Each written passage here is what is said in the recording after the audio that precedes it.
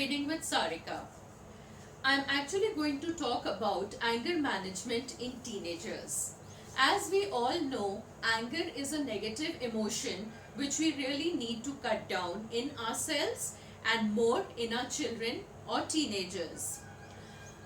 As the thumb rule says, we must keep everything that is negative away from our lives, be it your thoughts, be it your emotions, be it negative people also. Just keep them away from your life. Now to start with, I would like to define anger. What is anger actually? We all get angry at some point or the other. But do we really know what is anger? Yes, anger is perfectly and completely a normal, usually healthy human emotion. Why do I call anger as healthy? I call it healthy because anger, when you vent it out, it actually helps you to release your pressures or burden that is building inside you. So it is a positive part because you are releasing something which is negative out of your body and mind. When does it become negative then? It becomes negative only when it takes the form of destruction, or when somebody becomes physically violent. That is the time we say the anger is a negative emotion here. When it comes to your children or teenagers, that is even more important to find out what is it that my child is going through. So for this, to analyze your child's thinking, we need to come to three things related to anger management. First of all, we would like to recognize the symptoms. Then after symptoms are recognized, we would like to find the causes. After the cause, we would come to the prevention part of anger. Now when I talk about symptoms, if you have a teenager at your home or two teenagers at home, what happens is when the child starts behaving in a very different manner, starts to cut himself or herself from the family, wants to be isolated all the time, wants to lock himself or herself up in a room, doesn't want to take part in any activities, doesn't want to go out with friends, family is not important for the child, then these are the symptoms you need to recognize. Secondly, when the child cries very often. See, what happens is when you say something and the child becomes very sensitive, that means something is definitely bothering the child. So, how does a child vent out these emotions? It is definitely by showing anger. And if the child is not able to vent out the anger in a positive manner or talk it out, then it releases through tears. That is, a child cries very often. Next symptom to be recognized or to look for is if a child is getting physically violent, if a child is getting destructive. That is a time you really need to catch hold of your child and find out the root cause. The child starts throwing things around him or her. The child starts abusing people around in anger. So what happens? This is generally building up slowly inside, which is definitely not a healthy sign. Now we go to the causes of anger as to what is it that causes the child to get so angry. Now first thing that I would like to say is restrictions at home. Yes, this is a major factor that I have had parents coming up to me and discussing this, that my child is not happy with our rules and regulations at home. So now tell me parents, why should we define rules and regulations so strictly that a child needs to take this kind of a negative step? You don't have to define any rules. You are not a president, you are not a Hitler. We are just parents here who are here to counsel and guide our children, not put or push your thoughts on them. So you can restrict them, by putting things in a very positive manner rather than hitting the children or rather being very rude or harsh with them.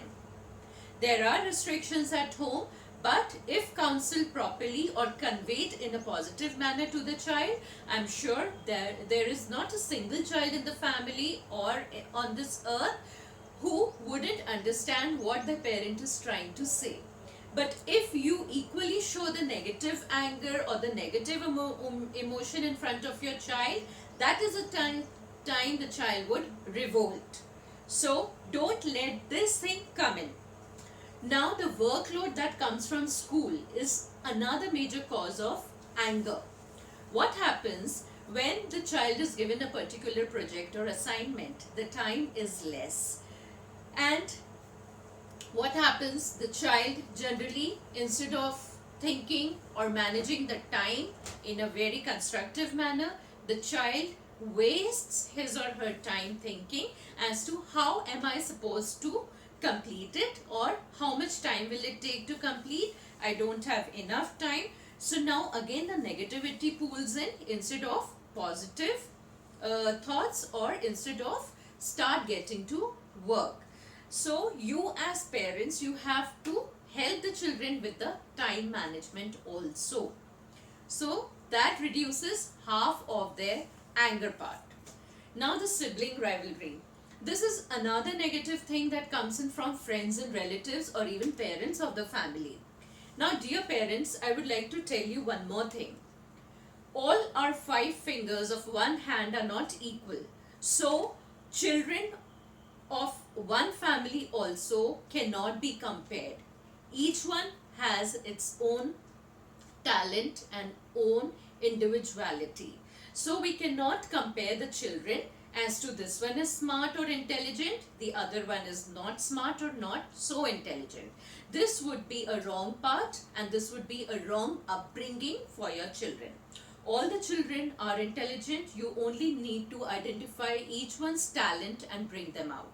So I think if a relative or a friend tries to bring in the sibling rivalry or tries to even come up with this kind of thoughts in your family, you can always confront them and tell them, you know, all the children are different and everybody does something or the other in their own line of interest or own direction of interest. Now the peer pressure, which is also very important these days and the major cause of anger also in children. They are more tend or inclined towards the friend circle. They want to study together. They have group studies. They call over children. They go out to their friend's house for studies and so many other combinations. So now what happens is a friend who is a very bright student gets all the notes done, catches up quickly, etc. Average student generally lags behind, is not able to make the notes so smartly. So in that case, what happens when the child recognizes or observes these things, the child tends to get anger inside by thinking that why is she doing better or why I can't do better. So you know that takes the form of a negative emotion, anger again, and then in that also you can say the rivalry somewhere or the other comes in. Now after we have recognized the symptoms, the causes, now don't you think it is equally important to prevent our teenagers from this? Yes, definitely. Now what we do is we have to come down to the prevention factors.